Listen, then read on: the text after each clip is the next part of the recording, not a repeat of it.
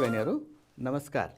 हामी आज कक्षा 8 को विज्ञान तथा वातावरण अन्तर्गत जीवन प्रक्रिया भन्ने एकाइमा अध्ययन गरिरहेका छौं र यसमा हामीले प्रजनन क्रियाको बारेमा पढिसकेका छौं र त्यसैको निरन्तरताको लागि आज हामी अर्को जीवन प्रक्रिया मानव रक्त सञ्चार प्रणाली रक्त सञ्चार क्रिया जीवन प्रक्रिया भयो र त्यससँग सम्बन्धित मानव रक्त सञ्चार प्रणाली हामी पढ्छौं र मानव रक्त सञ्चार प्रणाली हामीले बुझ्नको लागि त्यसको बारेमा बुझ्नको लागि रक्त सञ्चार क्रिया भनेको के हो त मानव रक्त सञ्चार भनेको मानवको शरीरमा हुने रक्त सञ्चार क्रिया। अब रक्त सञ्चार क्रिया बुझ्नुभन्दा पहिला हामीले हाम्रो शरीरभित्र हरेक कोषलाई के कस्ता पदार्थहरूको आवश्यकता पर्दछ, के को लागि पर्दछ, त्यहाँ फेरि सबै पदार्थहरू काम लाग्छन् वा काम लागिसकेपछि फेरि काम नलाग्ने वस्तु पनि बन्छन् कि काम नलाग्ने वस्तु बन्यो भने त्यसलाई कसरी सम्बन्धित निष्कासन अङ्गसम्म लगिन्छ, यी सबै कुराहरू बुझ्नुपर्ने हुन्छ।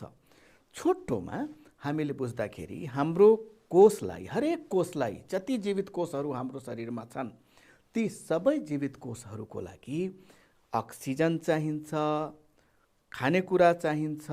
यसै गरी तपाईहरुले हर्मोन्सको नाम सुन्नुभयो होला। हर्मोन्स पनि चाहिन्छ। हर्मोन्स भनेको हाम्रो शरीरभित्रै हाम्रो कोषहरूले बनाउने एक किसिमको रस हो जसले वृद्धि र विकासमा महत्त्वपूर्ण भूमिका खेल्दछ।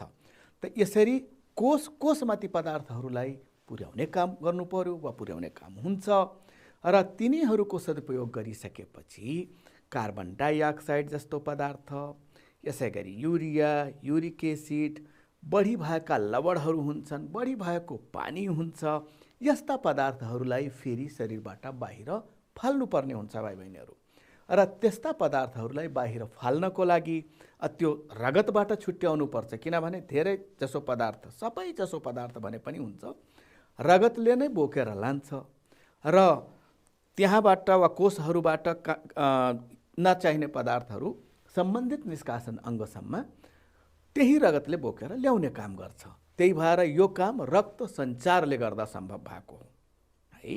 रक्त सञ्चार क्रिया भन्नुको कारण ठुला जनावरहरूमा यसको लागि एउटा छुट्टै प्रणाली हुन्छ र त्यसले रक्त सञ्चार क्रिया गरेर हाम्रो शरीरभित्र वा ठुला प्राणीहरूको शरीरभित्र परिवहन गर्ने काम गर्छ। परिवहन वा ट्रान्सपोर्टेसन भनेर हामी भन्छौँ। परिवहन है वा ट्रान्सपोर्टेसन। अझ हामी इन्टर्नल ट्रान्सपोर्टेसन भनेर पनि भन्नुपर्ने छ। भन्छौँ हामी ट्रान्सपोर्टेसन, इन्टर्नल ट्रान्सपोर्टेसन, आन्तरिक परिवहन। किनभने शरीर के भयो ट्रान्सपोर्टेसन, ओके, हाम्रो शरीरभित्र हुने क्रिया हो नि, त्यही भएर त्यसलाई आन्तरिक परिवहन भनेर पनि भनिन्छ। अब मुख्य बुदा यहाँ हेर्नुहोस् त, तपाईँ नोट पनि गर्न सक्नुहुन्छ। सबै सजीवको शरीरका हरेक कोषलाई पोषक तत्त्व, अक्सिजन तथा हार्मोन जस्ता पदार्थहरूको आवश्यकता पर्छ। छिटोमा भन्दै जान्छु, अघि भएकै कुरा हो। यसै गरी कोषभित्र शरीरमा काम नलाग्ने वस्तुहरू जस्तै कार्बन डाइअक्साइड, युरिया र युरिक एसिड बन्छन्। यो कार्बन डाइअक्साइड फोक्सोले बाहिर फाल्ने हो भने युरिया र युरिक एसिडलाई हाम्रो पसिनाको मार्फतबाट, पिसाबको मार्फतबाट बाहिर फालिन्छ भाइ बहिनीहरू। कोषलाई आवश्यक पर्ने वस्तु कोषसम्म पुर्याउने यी माथिका पदार्थहरू कोषलाई आवश्यक पर्ने कुराहरू हुन्। पोषक तत्त्व भयो हैन, अक्सिजन भयो, हार्मोन भयो, यी चाहिने कुराहरू भए कोषसम्म पुर्याउनु पर्यो। र काम नलाग्ने वस्तु भन्नाले carbon dioxide, urea, uric acid हो, त्यो सम्बन्धित कोषबाट वा कोषहरूबाट सम्बन्धित निष्कासन अङ्गसम्म पुर्याउने काम गर्नु पर्यो र यो काम रगतले गर्छ। रगत एक्लैले गर्दैन, रगतसँगै अरू अङ्गहरू हुन्छन् हैन। त यसरी जे होस् अहिले हामी तीनै अङ्गहरूको बारेमा पढ्छौँ। मानव शरीरभित्र पदार्थहरूलाई रगतको माध्यमबाट विभिन्न अङ्गसम्म पुर्याउने क्रियालाई मानव रक्त सञ्चार क्रिया भनिन्छ भाइ बहिनीहरू। यहाँ तपाईँले देखिराख्नु भएको छ, यहाँ मुटु भनेको थाहा छ, हाम्रो छातीभित्र हुन्छ। हामी यसको बारेमा पनि पछि पढ्छौँ। र मुटुले रगतलाई पम्प गरेर, रगतलाई थिचेर, रगतमा दबाव दिएर शरीरको विभिन्न भागमा पठाउने काम गर्दछ है। फोक्सोमा पठाउँछ शुद्ध हुनको लागि। शुद्ध रगत फेरि शरीरमा आइसकेपछि त्यसलाई शरीरको विभिन्न भागमा पठाउँछ यो यस्ता पदार्थहरूलाई पुर्याउनको लागि। यस्ता पदार्थहरू पुर्याउने क्रममा नै नचाहिने पदार्थहरू पनि फेरि यसै रगतमा मिसिन्छन् र यसलाई फेरि फोक्सो जस्तै अरू निष्कासन अङ्गहरूमा पनि पुर्याउने काम गर्छ। त्यही भएर यो चित्रबाट हामी के बुझौँ भने मुटुले नै रगतलाई पम्प गरेर फोक्सोमा र अन्य अङ्गहरूमा, शरीरको अन्य भागहरूमा, विभिन्न भागहरूमा है पठाउने काम गर्दछ र त्यहाँबाट त्यो रगत घुमेर फेरि फोक्सोमै आउँछ। हामी यसको बारेमा डिटेलमा पछि पढ्छौँ। अहिले यति मात्र हेर्नुहोस्, शरीरलाई आवश्यक पर्ने कुराहरूलाई वा शरीरका कोषहरूलाई आवश्यक पर्ने कुराहरूलाई ती कोषहरूसम्म पुर्याउने र अनावश्यक पदार्थलाई त्यहाँबाट सम्बन्धित निष्कासन अङ्गसम्म पुर्याउने जुन क्रिया छ त्यस क्रियालाई हामी भन्छौँ रक्त सञ्चार क्रिया। है, यति त बुझ्नुभयो नि। ल, अब यसपछि मानव रक्त सञ्चार प्रणाली। प्रणालीको अर्थ भाइ बहिनीहरूलाई थाहा भएकै हो, के होला त? हो, अङ्गहरूको समूह, विभिन्न अङ्गहरूको समूह। कस्ता अङ्गहरूको समूहलाई रक्त सञ्चार प्रणाली भन्ने? जसले रक्त सञ्चार क्रियामा मद्दत गर्दछन्। रक्त सञ्चार क्रिया सञ्चालन गर्ने अङ्गहरूको समूह। तपाईले फेरि यहाँ दुई खास, यो शिरा र धमनी भनेको रक्तनली हो र यो मुटु भयो। यसबाहेक के कुरा यहाँ देखाएको छैन? हो, अघि हामी कुरा गरेका थियौँ रगत। यो सबै भागमा रगत बग्छ। त यसरी रक्त सञ्चार प्रणालीमा मुटु, त्यसपछि रक्तनलीहरू, यहाँ मुख्य रक्तनली देखाइएको छ। तपाईले पुरा रक्त सञ्चार प्रणालीको चित्र दिँदाखेरि तपाईले यो नीलो भनेको के होला, रातो भनेको के होला भनेर एकदम सिम्पल चित्र देखाइएछ भाइ बहिनीहरू। है, शिरा, धमनी यिनीहरूको बारेमा पनि हामी डिटेलमा पढ्नु बाँकी नै छ। रक्त सञ्चार क्रिया गर्ने अङ्गहरूको समूहलाई रक्त सञ्चार प्रणाली भनिन्छ। है, र यसमा मुख्य रूपले 3 भाग हुन्छ। फेरि तपाईले यहाँ चित्रमा देखाए जस्तै 3 भाग नसम्झनु होला। मैले अघि भने शिरा र धमनी भनेको रक्तनली हो। रक्तनली, मुटु र रगत। यसलाई यहाँ पनि हेर्न सक्नुहुन्छ। के भागहरू छन् त हेर्नुहोस् त। नम्बर 1, मुटु। मुटु एउटा मेसिनको जस्तै काम गर्छ भाइ बहिनीहरू, जसले रगतलाई पम्प गरेर रगतलाई थिचेर त्यसलाई शरीरको विभिन्न भागमा पुर्याउँछ। यी मांसपेशीहरू अचम्मका मांसपेशीहरू। हाम्रो शरीरमा रहेका यही मांसपेशीहरू यस्ता हुन् जुन थाक्दैनन्। कुनै पनि सजीव जन्मेदेखि नमरेसम्म यो काम गरेको गर्छ। यो कहिले रोकिँदैन भाइ बहिनीहरू। हामी हात खुट्टा चलायौँ, हात खुट्टा चलाउँदाखेरि बरु त्यो थाक्छ। नाच्यौँ, थाक्छौँ। हिँड्यौँ, थाक्छौँ। कोदालो खन्यौँ, थाक्छौँ। होइन, किनभने मांसपेशीहरूलाई वा सबै किसिमको मांसपेशीहरूलाई हामी लगालग धेरै समयसम्म प्रयोगमा ल्याउँदाखेरि तिनीहरू थाक्छन्। तर मुटुको मांसपेशी, मुटुको जुन कोष समूह छ, मुटुको भित्ता निर्माण गर्ने जुन कोष समूह छ, त्यो मुटु मांसपेशी हो, हृदय मांसपेशी हो। त्यो मांसपेशी कहिले नथाक्ने किसिमको हुँदो रहेछ। है, र त्यसले एकदम बढी दबाव दिएर रगतलाई शरीरको विभिन्न भागमा पुर्याउने काम गर्छ। यसपछि आयो कुरो रगतको। यहाँ रगत पनि भाइ बहिनीहरू यो आधा मात्र छ, आधाभन्दा कम रक्तकण मात्र देखाइएको छ। यसको बारेमा अहिले हामी डिटेलमा हेर्नु बाँकी छ। रगतको एउटा प्रतिनिधित्व विभिन्न रक्तकणको रूपमा यहाँ देखाइएको छ। यसबाहेक पानी जस्तो पदार्थ पनि हुन्छ रगतमा, हल्का पहेँलो पानी जस्तो, प्लाज्मा। जे होस्, मुटु, रगत र तेस्रो मैले अघि देखाएको थिएँ चित्रमा, र यहाँ पनि हेर्नुहोस् रक्तनली। यही रक्तनलीभित्र रगत बग्छ भाइ बहिनीहरू। अब यहाँ प्लाज्मा, यहाँ रक्तनली। अब यहाँ रगत भनेर जरुरी छैन, त्यही भएर यहाँ नलेखेको। रगतको यो प्लाज्मा हो। यो तपाईले रक्तकण देखिराख्नु भएको छ, यो चकलेट जस्तै छ है, र यसलाई भनिन्छ आरबिसी, रातो रक्तकोष। अहिले हामी डिटेलमा पढ्छौँ। छोटोमा अहिले तपाईँ बुझ्नुहोस्। RBC, red blood cell, red blood cell. है, अनि त्यसपछि तपाईले यहाँ हेर्नुहोस् त, यो प्लेटलेट्स हो। यहाँ सानो सेतो देखाइरहेछ नि, हो, यसलाई भनिन्छ प्लेटलेट्स। प्लेटलेट्स अहिले हामीले डिटेलमा पढ्नु बाँकी छ, चिन्ता नगर्नुहोस्। नाम सम्झन सहज होस् भनेर मैले यो यहाँ पुरा नाम लेखेको छैन है। अहिले फेरि लेख्नुपर्छ, त्यही भएर नलेखेको प्लेटलेट्स।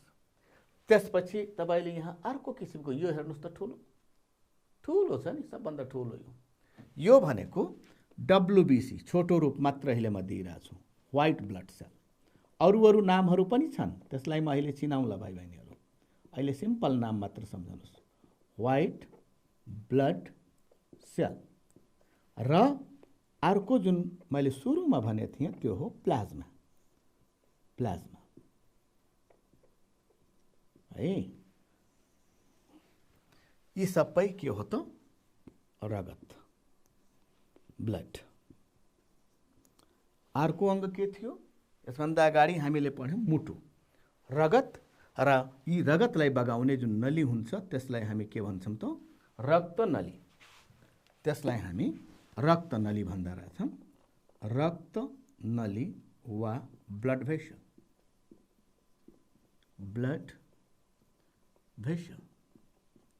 ब्लड भेसलमा मुख्य शिरा र धमनी, त्यसको बारेमा डिटेलमा पछि हेर्छौँ है। सुरुदेखि चिन्दै जाउँ भनेर मात्र मैले लेखिदिएँ, धेरै पटक दोहोरिन्छ यो, चिन्ता नगर्नुहोस्।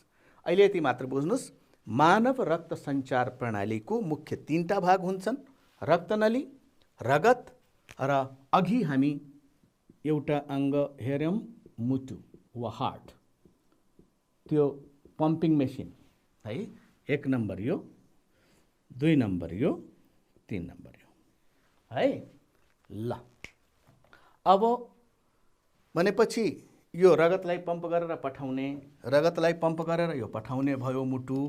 रगतले आवश्यक कुराहरू बोकेर कोषसम्म पुर्याउने भयो, अनि त्यसपछि काम नलाग्ने कुरा बोकेर सम्बन्धित निष्कासन अङ्गसम्म पुर्याउने भयो। र जुन बाटो भएर बग्छ त्यो बाटो भनेको रक्तनली भयो। यी 3वटा मिलेर के गर्छन् त? मानव रक्त सञ्चार प्रणालीको निर्माण गर्दछन् है। अब यसपछि हेरौँ, मानव रक्त सञ्चार प्रणालीका भागहरू त हामी चिन्यौँ। अब पहिलो भाग हामी रगत। हेर्नुहोस् त, ओहो यो त पाइप भित्रबाट त ठुला पाइप फुटे जस्तो छ है।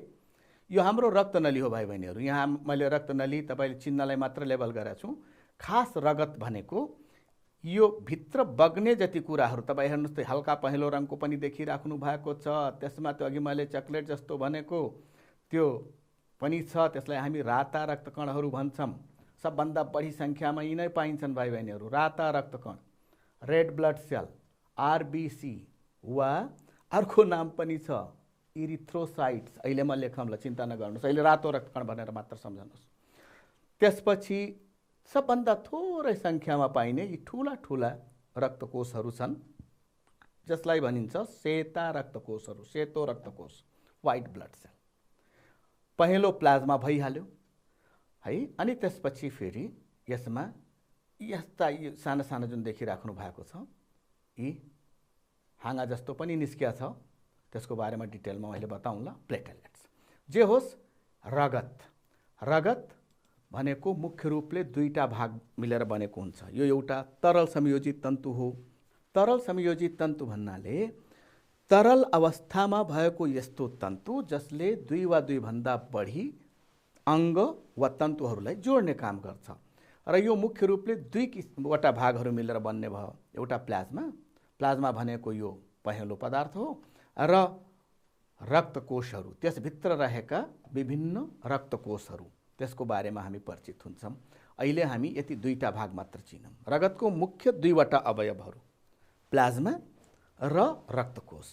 र प्लाज्मा 55% जति हुन्छ, रक्तकोष 45%। भनेपछि रक्तकोषहरूभन्दा प्लाज्माको मात्रा बढी हुन्छ भाइ बहिनीहरू। अब एउटा कुरा तपाईँ सोच्नुहोस् त, सोचेर एकैछिनमा मलाई भन्नुहोस्। अघि हामीले पढ्यौँ रगत तरल संयोजित तन्तु हो, तरल अवस्थामा हुन्छ। रक्त सञ्चार प्रणालीमा रगत तरल अवस्थामा नभएको भए के समस्या आउँथ्यो होला? एकैछिन सोच्नुहोस् त। तरल अवस्थामा नभइदिएको भए हाम्रो शरीरलाई के कस्तो गाह्रो अप्ठ्यारो हुन्थ्यो, त्यो मलाई भन्नु पर्यो। हो, एउटा त तपाईँलाई बग्न सहिलो भयो भनेर भनियो, ठिकै छ हो, अनि अरू के होला त? बग्न भनेर तपाईले भन्नुभयो कि सम्झाउनुभयो। अरू केही भन्न सक्नुहुन्छ? हो, त्यो पदार्थहरू जुन यिनीहरूले पुर्याउनु पर्ने हुन्छ, ती पदार्थहरूलाई त्यही झोलमा घोल्ने हो नि, रगतमा वा तरल अवस्थामा भएको रगतले घोलेर लाने हो नि, है? हो, ठिक भन्नुभयो। यो मुख्य काम रगत तरल अवस्थामा भएको कारणले गर्दा बगेर एक ठाउँबाट अर्को ठाउँमा जान सहिलो भयो र बोक्नु पर्ने पदार्थहरूलाई, पुर्याउनु पर्ने पदार्थहरूलाई आफूमा घोलेर यताउता लान सक्ने भयो। राम्रो प्रयास गर्नुभयो। ल, अब हामी रगतको अवयवहरूमा अघि हामी पढ्यौँ, दुईवटा मुख्य अवयवहरू छन्, एउटा प्लाज्मा र अर्को रक्तकोष, है? तिनीहरू कति प्रतिशत हुँदा रहेछन् त भन्ने कुरा हेर्नको लागि एकचोटि हेर्नुहोस् त। यहाँ एउटा सिसीमा अब तपाईँले मैले सिसी भने तर वास्तवमा यो एउटा परीक्षण नली जस्तै उपकरण हो, यसको बिर्को पनि छ। यसमा रगत सुरुमा राखियो। त्यो राखेको रगत केही बेर पछिको अवलोकन हो, है? त्यो रगतमा सबभन्दा तल गाढा रङको पदार्थ बसेको रहेछ, सबभन्दा बाहिर माथितिर पहेँलो छ, थोरै मात्र यहाँ निलो रङले देखाइएको भाग छ। यो अलि स्पष्ट नछुटिएको पनि देख्न सक्नुहुन्छ, किनभने मात्रा निकै कम छ नि। तर रगत धेरै भयो भने यो पोर्सन पनि, यो भाग पनि देखिन्छ भाइ बहिनीहरू। यो हल्का पहेँलो रङको जुन पदार्थ छ, परालको रङको पदार्थ छ, यो प्लाज्मा, है? यसको भन्दा बढिरहेछ। यो करिब 55% हुन्छ भाइ बहिनीहरू। र बाँकी 45%मा 41% जति राता रक्तकोषहरू हुन्छन् भनेपछि सबभन्दा बढी त रातो रक्तकोष हुने भयो। र बाँकी जुन 4% छ त्यसमा सेता रक्तकोषहरू र प्लेटेलेट्स रहेका हुन्छन्। प्लेटेलेट्स अलि बढी मात्रामा र सेता रक्तकोषहरू निकै कम मात्रामा हुन्छन् भाइ बहिनीहरू। अहिले तपाईँले यति मात्र बुझ्दा पनि हुन्छ, प्लाज्मा 55% हुन्छ र रक्तकोषहरू 45% हुन्छन्, है? प्लाज्मा 55% र रक्तकोष 45%। यसरी तपाईले रगतका अवयवहरूमा प्लाज्मा 55% र रक्तकोष 45% भनेर सम्झनु होला, है त? अहिले हामी प्लाज्मा भनेको चिन्हलाई, यो रगतको जुन भाग छ, रक्तकोषहरू यिनै प्लाज्मामा छरिएर रहेका हुन्छन् भाइ बहिनीहरू। यो एक किसिमको रक्तकोष, यो अर्को किसिमको रक्तकोष, यहाँ अलिकति अर्को किसिमको रक्तकोष छ। यो सबै यही प्लाज्मामा बग्छन्।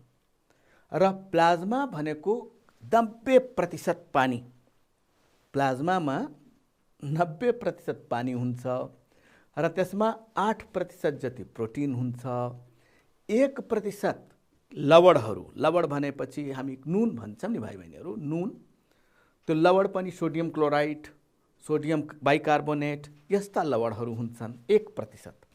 र 1%मा अन्य पदार्थहरू जस्तै त्यसमा कार्बन डाइअक्साइड होला, त्यसैमा फेरि खानेकुराहरू हुन्छन्, त्यसैमा फेरि युरिया, युरिक एसिड, अझ अर्को एउटा कुरा फाइब्रिनोजेन। यो पनि तपाईले जान्नुभयो भने फाइब्रिनोजेन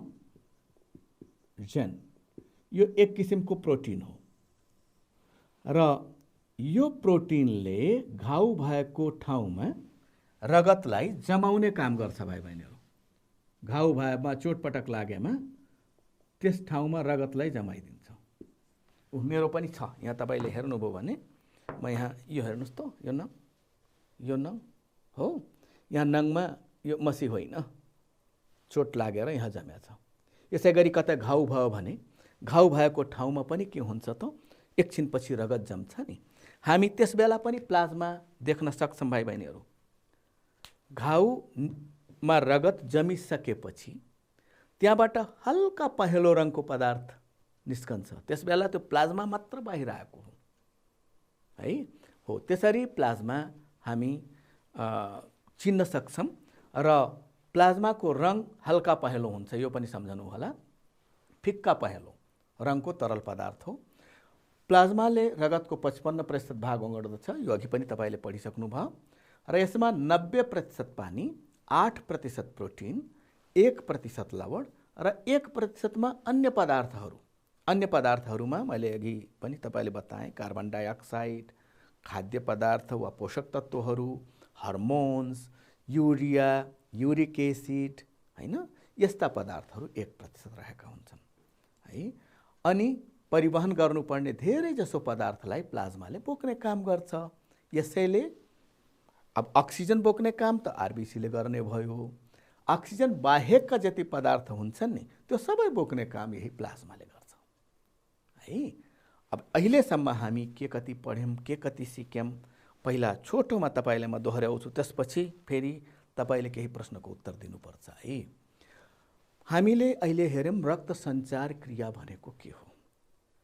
हाम्रो कोषलाई आवश्यक पदार्थहरूलाई कोषसम्म पुर्याउने, काम नलाग्ने पदार्थहरू जुन कोषमा बनेका छन् सम्बन्धित निष्कासन अङ्गसम्म पुर्याउने जुन जीवन प्रक्रिया हो त्यसलाई हामी के भन्छौँ त रक्त सञ्चार क्रिया भन्छौँ। रक्त सञ्चार क्रियालाई सञ्चालन गर्नको लागि हाम्रो शरीरमा केही विशेष अङ्गहरूको समूह हुन्छ। ती अङ्गहरूको समूहमा के पर्छन् त? अब ठिक छ, मैले अङ्गको नाम भनौँला। ती अङ्गहरूको समूहमा रक्त सञ्चार क्रियालाई सञ्चालन गर्ने अङ्गहरूको समूहलाई हामी रक्त सञ्चार प्रणाली भन्छौँ। र 3वटा अङ्ग हामी पहिचान गऱ्यौँ अघि, मुटु, रगत र रक्तनली, heart, blood and blood vessels है। अनि त्यसपछि हामी पढ्यौँ रगत। रगतबाट हामी अगाडि बढ्दैछौँ। रगत भनेको तरल संयोजी तन्तु हो जसमा 55% प्लाज्मा हुन्छ, 45% रक्त कोषहरू हुन्छन्। त्यसलाई रक्तकण पनि भनिन्छ भाइ बहिनीहरू, रक्तकोष, रक्तकण, ब्लड सेल, ब्लड काप सेल्स भनेर भनिन्छ। ब्लड सेल सजिलो छ तपाईँको लागि, त्यही सम्झाउनुहोस्। र यसरी रगतको कम्पोजिसन त्यो भयो। त्यसमा हामी प्लाज्माको बारेमा पनि हेरिसक्यौँ। प्लाज्मामा 90% जति पानी, 8% प्रोटिन, 1% लवण र 1% अन्य पदार्थहरू रहेका हुन्छन्।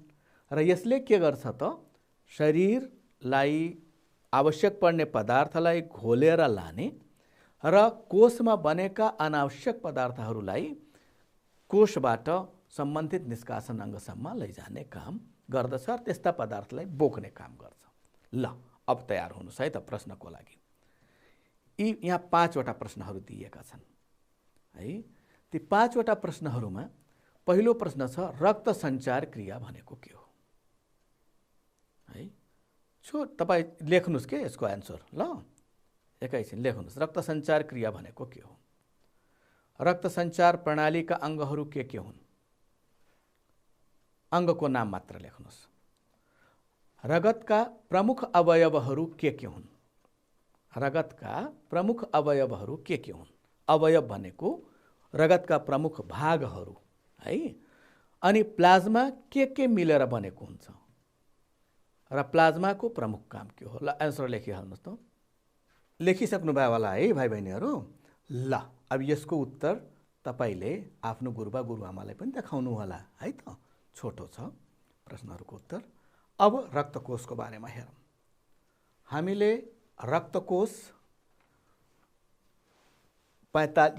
45% भाग ओगटेको हुन्छ भनेर पढ्यौँ। र यहाँ हेर्नुहोस् त प्लाज्मामा रहेका रक्तकणहरू अघि पनि तपाईँले चिनिसक्नु भएको छ। विभिन्न किसिमका रक्तकणहरू रहेका छन् र यसमा यी कोषहरू जुन छन् प्लाज्मा पछिको कुरा जुन हामी गर्दैछौँ, प्लाज्मामा रहने कोषहरू यी सब जीवित कोषहरू हुन् है। 3 किसिमका कोषहरू अघि मैले चिनाएको थिएँ, तपाईँले सम्झनु भएको छ। आरबिसी, डब्लुबिसी र प्लेटेलेट्स। यी 3 किसिमका कोषहरू जीवित कोषहरू हुन्। यिनीहरू बन्ने काम हाडे मासीमा हुन्छ भाइ बहिनीहरू। तपाईँले हाडे मासी भने बुझ्नु भएन होला, म यहाँ चित्रबाट देखाउँछु। ल यो हड्डीको चित्र हेर्नुहोस् त। एउटा हड्डी भयो र यो हड्डीको टुप्पोतिर स्पन्जी रचना हुन्छ। फेरि स्पन्ज जस्तो नरम भनेको होइन, कडै हुन्छ। तर यो ठाउँमा यदि काटिएको छ भने हामीले मासु खानेहरूलाई थाहा छ, मासुसँग यसरी हड्डी पनि काटिएर आउँछ र त्यसमा यी रगतका साना साना साना साना थोपाहरू, थोपा त नभए छिद्रहरू जस्तो भएको बोन हड्डी यो टुप्पो टुप्पोमा हुन्छ भाइ बहिनीहरू। नलीमा त यो त एकदम कडा किसिमको हड्डी हुन्छ। तर यो छेउमा भएको हड्डी मासु खानेहरूको मुखमा पानी पनि आइसक्यो है, मेरो त छैन है।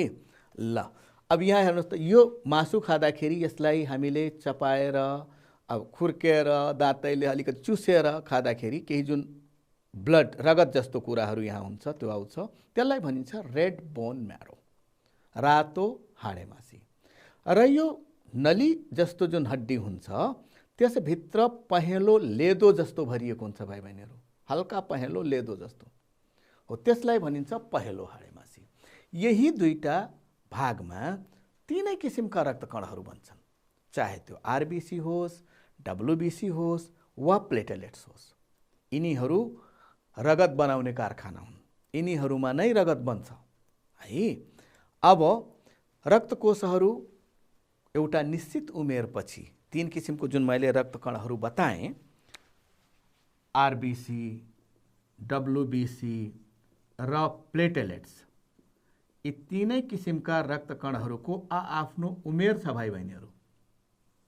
जस्तै यो आरबिसी करिब 4 महिनासम्म बाँच्ने हो, 4 महिनासम्म है, 127 दिन हो, त्यही भएर त्यसलाई करिब 4 महिना भने हो।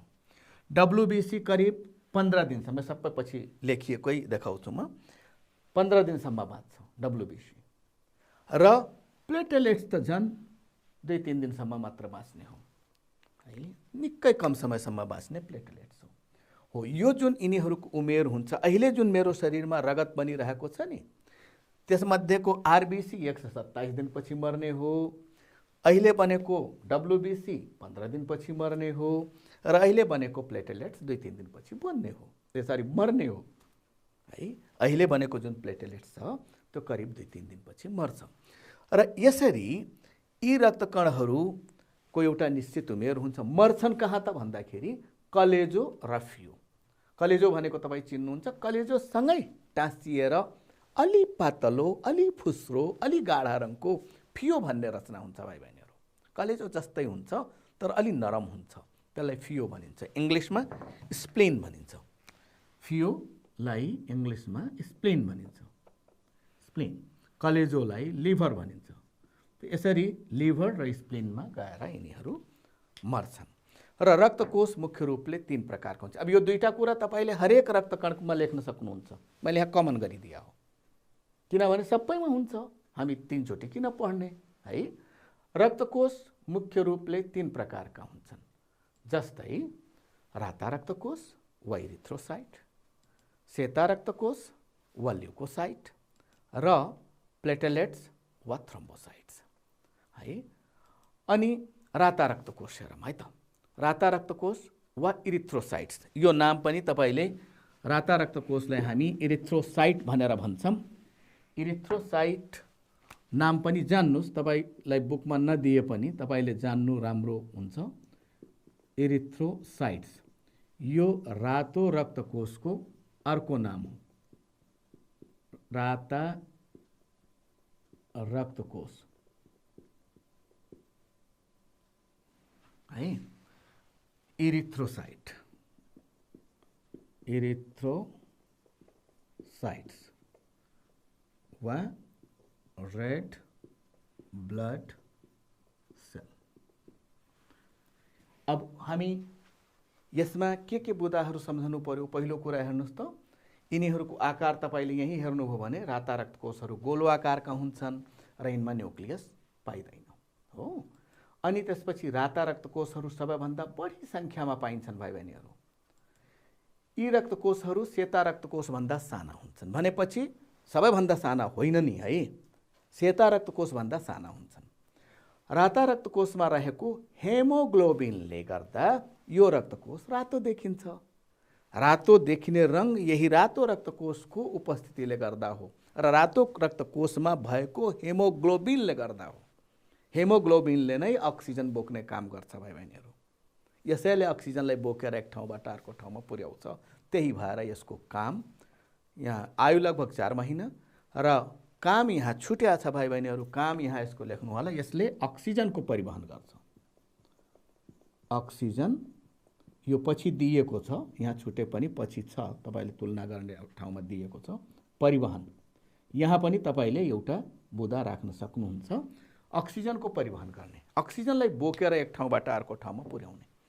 यदि यसको मात्रा रगतमा कम भइदियो भने त्यस्तो व्यक्तिलाई एनिमिया भन्ने रोग भनेको, रक्ताल्पता भनेको, त्यो मान्छेले सानो केही काम गर्यो भने पनि थाक्छ, थोरै काम गर्यो भने पनि थाक्छ। यहाँसम्म कि भर्याङ चढेर जाँदाखेरि एकै पटकमा एक तलाको भर्याङ चढ्न गाह्रो हुन्छ, उसलाई बिचमा बस्नुपर्छ, स्वाँ गर्छ, हिँड्न पनि गाह्रो हुन्छ।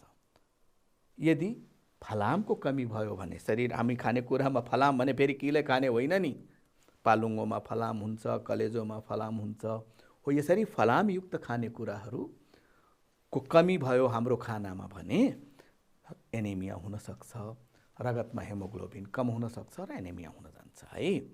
यो थियो रातो रक्तकोष। अब सेता रक्तकोषहरू हेर्नुहोस्, ओहो थरी थरीका हुँदा रहेछन् भाइ बहिनीहरू सेता रक्तकोषहरू। तपाईले नचाहिने हो, तर यी तीनवटा यिनीहरूको नामको लास्टमा फिल आउँछ, बेसोफिल, न्युट्रोफिल, इयोसिनोफिल है। अब तपाईले जान्नु पर्दैन। र यी दुईटाको नाममा साइट आउँछ लास्टमा, लिम्फोसाइट, मोनोसाइट। तर तपाईले अहिले ल्युकोसाइट्स मात्र भनेर सम्झनुहोस्, मैले अब फेरि लेखिनँ त्यहाँ ल्युकोसाइट्स वा सेता रक्तकोषहरू। र यसको पहिलो बुँदा यिनीहरू सबै रक्तकोषभन्दा ठुला हुन्छन्, सबैभन्दा ठुला यिनीहरू नै हुन् र न्युक्लियस भएका यिनीहरू नै हुन् भाइ बहिनीहरू है। सेता रक्तकोषहरूको सङ्ख्या सबै रक्तकोषभन्दा कम हुन्छ। मैले अघि भने सबभन्दा कम सङ्ख्यामा पाइने यिनीहरू नै हुन्, केही हजारसम्म है, 6000 देखि 9000 सम्म। यो अलि फरक बुकमा फरक भएको पाइन्छ, तर पनि 10000 भन्दा कमै हुन्छ 1 क्युबिक मिलिमिटर रगतमा। अघि रातो रक्तकोष हामीले पढ्यौँ नि, त्यो त 1 क्युबिक मिलिमिटरमा 45 देखि 50 लाखसम्म हुन्छ, 45 लाखदेखि 50 लाखसम्म। तर यसको सङ्ख्या 10000 भन्दा कमै हुन्छ भनेर बुझ्नुहोस् है। र यिनीहरू रङ्गहीन हुन्छन्। अब यहाँ त माइक्रोस्कोपमा हेर्नको लागि रङेर हेरिएको हो, रङहीन हुन्छन्। यिनीहरू अनियमित आकारका हुन्छन्। यिनीहरूमा न्युक्लियस हुन्छ, मैले अघि नै भनिसकेँ। न्युक्लियस भएका रक्तकोषहरू यिनीहरू मात्र हुन्। र यिनीहरूले वा सेता रक्तकोषहरूले रोगका कीटाणुहरूलाई नाश गर्छन्। रोगका कीटाणुहरूलाई विभिन्न तरिकाले नाश गर्छन्। सबैले नाश गर्न सक्ने भए त हामीले रोगै लाग्दैन थियो, तर धेरै जसो रोगका कीटाणुहरूलाई यिनीहरूले हटाउने प्रयास गर्छन्। त्यही भएर हामीलाई कहिलेकाहीँ बिरामी होला जस्तो हुन्छ, नाक सुक भए जस्तो पनि हुन्छ, पछि फेरि ठिक हुन्छ हैन। त यो हाम्रो इम्युन पावर, रोग विरुद्ध लड्ने क्षमता बढाउँछ। र यदि हाम्रो शरीरमा WBC को सङ्ख्या बढी भयो भने, अब एउटा यो एकदम रिलेटेड कुरा हुन् है, ल्युकेमिया वा रगतको क्यान्सर, रक्त क्यान्सर भयो भने हुनु भनेको WBC को सङ्ख्या बढ्नु हो। भनेपछि WBC को सङ्ख्या निरन्तर बढिरह्यो भने यसको अर्थ यो मान्छेलाई क्यान्सर भयो है भन्ने कुरा बुझ्नुपर्छ। त्यो पनि रगतको क्यान्सर। तिनीहरूले फेरि अरू रक्तकणाहरूलाई नै खान सुरु गर्छन्, निल्न सुरु गर्छन्, डिजल्भ गर्न सुरु गर्छन् है। यो भयो सेता रक्तकोषको बारेमा। यदि यसको सङ्ख्या कम भइदियो भने ल्युकोपेनिया हुन्छ है। अब प्लेटेलेट्स, अन्तिम ब्लड सेलको कुरा गरौँ। र प्लेटेलेट्स न्युक्लियस नभएको रक्तकोष हो। RBCमा पनि हुँदैन, यसमा पनि न्युक्लियस हुँदैन। प्लेटेलेट्स सबैभन्दा सानो रक्तकोष हो र यिनीहरू घाउ र चोटपटक लाग्दाखेरि रगत जमाउन मद्दत गर्छन्। तपाईँ फेरि कन्फ्युज हुनु होला, मैले अघि फाइब्रिनोजिन लेखेका थिएँ। फाइब्रिनोजिन र यो प्लेटेलेट्स दुईटा मिलेर काम गर्छन् है। दुईटाको संयुक्त प्रयासबाट काटिएको ठाउँमा रगत जम्ने हो। आयु 2-3 दिनसम्म मात्र हुन्छ, अघि पनि बताएँ। र यसको कमी भयो भने चोटपटक लाग्दा धेरै रगत बाहिर बग्छ, किनभने घाउमा रगत जम्दैन। र यसो भयो भने त शरीरबाट धेरै रगत बाहिर गयो भने हामीलाई बाँच्न गाह्रो हुन्छ नि, र व्यक्ति मर्न पनि सक्छ। रगतमा यस रक्तकणको कमी भएमा हिमोफिलिया भन्ने रोग लाग्छ। हिमोफिलिया भनेको त्यही घाउमा रगत जम्न नसक्नु हो है। अब तपाईले यो तीनैवटा रक्तकणहरू को तुलनात्मक अध्ययन एकचोटि गर्नुहोस् त भाइ बहिनीहरू। हेर्नुहोस् त, पहिलो बुँदा गोलो आकारको न्युक्लियस नभएको रातो रक्तकण, अनियमित आकारको न्युक्लियस भएको सेतो रक्तकण र प्लेटेलेट्स न्युक्लियस नभएका रक्तकोष हुन्। सबै रक्तकोषभन्दा बढी सङ्ख्यामा पाइने रातो रक्तकोष, सबै रक्तकोषभन्दा कम सङ्ख्यामा पाइने सेतो रक्तकोष र मध्यम सङ्ख्यामा पाइने भनेपछि सेतो रक्तकोषभन्दा बढी र रातो रक्तकोषभन्दा कम। यदि यसको सङ्ख्याको कुरा गर्नुहुन्छ भने करिब 4.5 लाख प्रति क्युबिक मिलिमिटरमा यसको सङ्ख्या हुन्छ है। अब मझौला साइजको रातो रक्तकोष, सबैभन्दा ठुलो सेतो रक्तकोष र सबैभन्दा सानो प्लेटेलेट्स है। यसै गरी रङको कुरा गर्ने हो भने रातो रक्तकोष नामै त रातो। अब सेतो रक्तकोष भनेको वास्तवमा यो रङ्गहीन हुन्छ, सेतो रक्तकोष भनेर भनिन्छ। प्लेटेलेट्स पनि रङ्गहीन नै हो। लगभग 4 महिना बाँच्ने, 15 दिन बाँच्ने र 2 देखि 3 दिन बाँच्ने, यो पनि हामी हेरिसकेका छौँ। यसै गरी अक्सिजनको परिवहन गर्ने, रोगका कीटाणुलाई नाश गर्ने र घाउमा रगत जमाउन मद्दत गर्ने, यो काम भयो। र यिनीहरूको सङ्ख्या घटी बढी हुँदाखेरि के असर पर्छ त? आरबिसी कम भयो भने रक्तअल्पता हुन्छ, डब्लुबिसी बढी भयो भने ल्युकेमिया हुन्छ र प्लेटेलेट्स कम भयो भने हिमोफिलिया हुन्छ है। त यो भयो ती 3वटा रक्तकणहरूको तुलनात्मक अध्ययन गऱ्यौँ, एक किसिमले दोहोरियो पनि। अब तपाईँले हामीले पढेको कुराहरूलाई फेरि एकचोटि सरसर्ती हेर्दाखेरि यसरी हेर्दा हुन्छ। मानव रक्त सञ्चार प्रणाली 3वटा भाग मिलेर बनेको हुन्छ, रगत, रक्तनली र मुटु। रगतको 2वटा भागहरूमा 55% प्लाज्मा र 45% रक्तकोष हुन्छ। 45% रक्तकोषमा राता रक्तकोषहरू, सेता रक्तकोषहरू र प्लेटेलेट्स पर्छन्। रक्तनली 3 किसिमका हुन्छन्, शिरा, धमनी र केशिका नली। यिनीहरूको बारेमा हामी पछि डिटेलमा पढ्नु नै छ। यो हामीले आज पढेका कुराहरूमध्ये यहाँसँगै यो शिरा, धमनी, केशिका पढेनौँ, मुटु पढेनौँ। अब केही प्रश्नहरूको उत्तर दिनुहोस् है भाइ बहिनीहरू। ल, सजिलो प्रश्नहरू छ, तपाईँ लेख्दै मात्र जानुहोस्, उत्तर मात्र लेख्नुहोस् के। जस्तै अक्सिजनको परिवहन कुनले गर्छ त? क नम्बर सही हो, ख नम्बर सही हो, ग नम्बर सही हो, घ नम्बर सही हो। हेर्नुहोस् त, लेख्नु भयो। अब मिलाउनुहोस्। यस, मिल्यो है। त्यसपछि कुनमा न्युक्लियस पाइन्छ भाइ बहिनीहरू? प्लेटेलेट्स, प्लाज्मा, सेतो रक्तकोष वा रातो रक्तकोष? चिन्ह सहिलो भयो है। हो रहेछ नि त, सेतो रक्तकोष तपाईँले गरेको पनि ठिक छ। प्लाज्मामा कति प्रतिशत प्रोटिन पाइन्छ? 1%, 45%, 55% वा 8%? त्यो पनि थाहा पाउनु भयो, 8%। गुड। अब कार्बन डाइअक्साइडको परिवहन, कोषमा कार्बन डाइअक्साइडको परिवहन कसले गर्छ त? प्लाज्मा, रातो रक्तकोष, सेतो रक्तकोष वा प्लेटेलेट्स? गाह्रो भयो होला हो, तर पनि तपाईँले लेखेको एकचोटि मिलाउनुहोस् त। हो, धेरैजनाले मिलाउनु भएको छ है, प्लाज्मा। गुड। अब यी प्रश्नहरूको उत्तर लेखेर, अघिको उत्तर जहाँ लेख्नु भएको छ, अघि हामी 4-5वटा प्रश्नहरूको उत्तर लेखेका थियौँ, त्यहाँ यी प्रश्नहरू सार्नुहोस् मात्र। यसको उत्तर लेखेर तपाईँले आफ्नो गुरुबा गुरुआमाले देखाउनु होला। रक्त सञ्चार प्रणालीको परिभाषा, रक्त सञ्चार प्रणालीका अङ्गहरूको नाम, रगतका प्रमुख अवयवहरू अघि पनि गर्नुभएको थियो। प्लाज्माका बारेमा छोटो टिप्पणी लेख्नुहोस्, यो नयाँ कुरो आयो। दिएको चित्रको आधारमा निम्न प्रश्नको उत्तर दिनुहोस् त। यहाँ चित्र दिया छ, यसमा ए भन्ने छ, ए भनेको यो पहेँलोलाई देखाइएको छ, बी भनेको यो रातोलाई देखाइएको छ। प्रश्न के सोधेको छ? ए र बी को नाम लेख्नुहोस्। ए भनेको तपाईँ कन्फ्युज हुनु होला, यो पहेँलो जहाँ ये लेख्या छ खाली ठाउँ, यहाँ यस भन्दाखेरि पहेँलो भाग, अनि बी भनेको यो रातो चकलेट जस्तो। त्यसपछि सी र डी को काम लेख्नु पर्यो भाइ बहिनीहरू। सी र डी कहाँ छ? यहाँ छ सी, यो ठुलो सी र यो डी है। त्यसपछि बी का 2वटा विशेषताहरू, बी यसको 2टा विशेषताहरू, कुनै 2टा लक्षणहरू, 2टा विशेषताहरू तपाईँ लेख्दा हुन्छ। र ए को प्रमुख काम के हो? प्लाज्माको प्रमुख काम के हो? मैले प्लाज्मा बताइदिएँ, तपाईँले आफै सम्झनु पर्ने थियो। ठिकै छ, प्लाज्माको काम यहाँ लेख्नु होला। ओके, अब यो लेखेर तपाईँले आफ्नो गुरुबा गुरुआमालाई देखाउनु होला है त। आजलाई यति, फेरि बाँकी हामी अर्को क्लासमा कुरा गर्छौँ। ल, नमस्कार।